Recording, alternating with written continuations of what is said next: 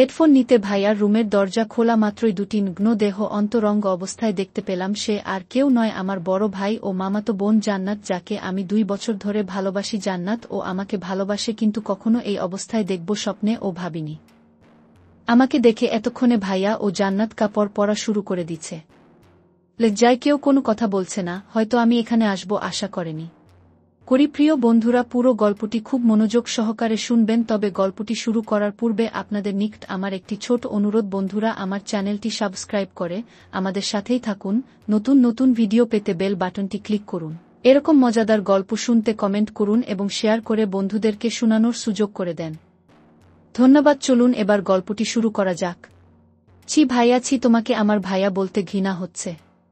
তুমি কি করে এটা করতে পারলে? লজ্জা করল না? ভাবি থাকে সত্ত্বে ও এমনটা করলে?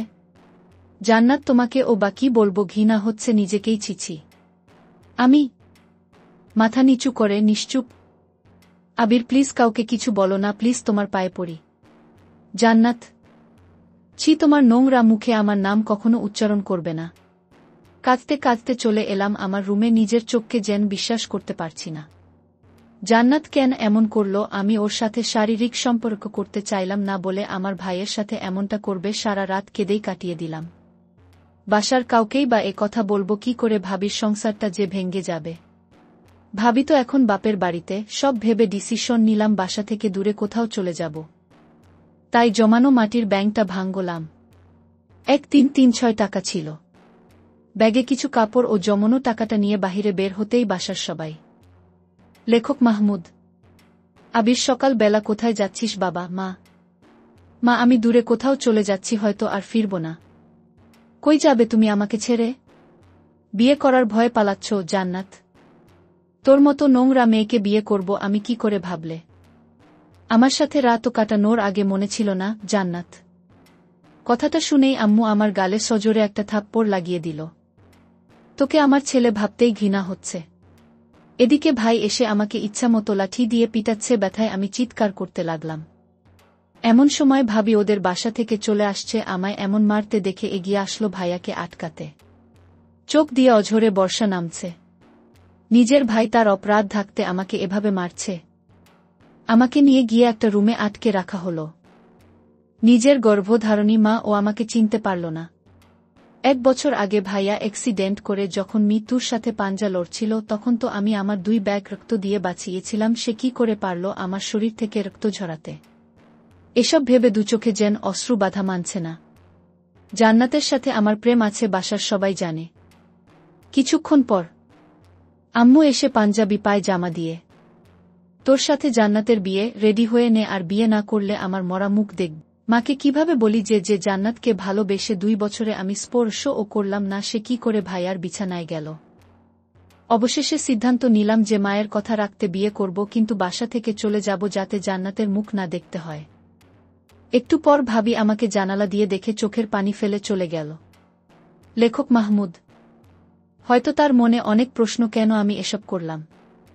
এদিকে ভাবির মাথায় একটা জিনিস ডুবছে না। আবির তো জান্নাতকে ভালোবাসে, তাহলে কি এমন হলো যে বিয়ে করতে চাচ্ছে না? বিকালে কাজী আসলো, আবির ও জান্নাতের বিয়ে পড়ানো হলো। বিয়ে বাড়ি ঠিকই, কিন্তু কারো মনে আনন্দ নাই, সবার মন খারাপ, শুধু আমার বড় ভাই আকাশ ও জান্নাত ছাড়া। পায়ে ও হাতে প্রচণ্ড ব্যথা করতেছে, তবুও কষ্ট করে একটা চিঠি লিখলাম। প্রিয় মা, মাগো, আমি তোমার কথা রেখেছি মা, আমি জান্নাত বিয়ে করেছি। জানিস মা, তোর জেমরা মুখ আমার সহ্য হবে না। জানিস মা, আমি তোকে অনেক ভালোবাসি। আমার বাবা অনেক আগেই পরপারে চলে গেছে, জানি না সে থাকলে হয়তো আরও অনেক মারত। কিন্তু তুমি আমাকে মারোনি মা। আমি জানি মা, তুমি আমাকে অনেক ভালোবাসো, অনেক কষ্ট পাইছ জানি, কিন্তু আমি কষ্ট দিতে চাইনি। হয়তো একদিন আজকের থেকে ও অনেক বেশি কষ্ট পাবে, যেদিন আমার চলে যাওয়ার কারণটা জানবে। একটা জিনিস ভেবে খুব কষ্ট পাইছি মা, তুমি ও আমাকে বুঝলে না। আমি অনেক দূরে চলে গেলাম মা, নিজের খেয়াল রাখবা। ইতি, তোমার কলিজার টুকরা। বাসার দেওয়াল টপকে বাহিরে আসলাম। চলছি দূর অজানায়, সামনে রেল স্টেশন। ট্রেন আসার আওয়াজ পেয়ে স্টেশনে এসে ট্রেনে উঠে পড়ি। জানি না কোথায় যাব। একটা সিটে বসতেই পায়ে কি যেন লাগলো, তাকিয়ে দেখি একটা লাগেজ। কিন্তু লাগেজটা কার? এই সিটে তো কেউ ছিল না। জানালা দিয়ে সবুজ প্রকৃতি দেখছি। পরের স্টেশনে আসতে পাশের ছিটের সবাই নেমে গেল, কিন্তু কেউ লাগেজটা নিল না।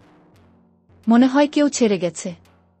লাগেজটা খুলতেই অবাক হয়ে যায়, লাগেজটা টাকা দিয়ে ভর্তি। কিন্তু এগুলা কার টাকা? দেখি তো লাগেজে কোনো কার্ড বা ঠিকানা আছে কিনা। একটা কাগজ দেখতে পেলাম। হ্যাঁ, তোমাকেই বলছি, সন্ত্রাসীরা আমার পিছু নিচে, জানি হয়তো আমাকে মেরে ফেলবে। প্লিজ টাকাগুলো আমার বাসায় পৌঁছে দিও, নয়তো আমার পরিবার রাস্তায় বসবে। আমার একটি ছোট অনুরোধ, বন্ধুরা, আমার চ্যানেলটি সাবস্ক্রাইব করে আমাদের সাথেই থাকুন। নতুন নতুন ভিডিও পেতে বেল বাটনটি ক্লিক করুন। এরকম মজাদার গল্প শুনতে কমেন্ট করুন এবং শেয়ার করে বন্ধুদেরকে শোনানোর সুযোগ করে দেন। ধন্যবাদ।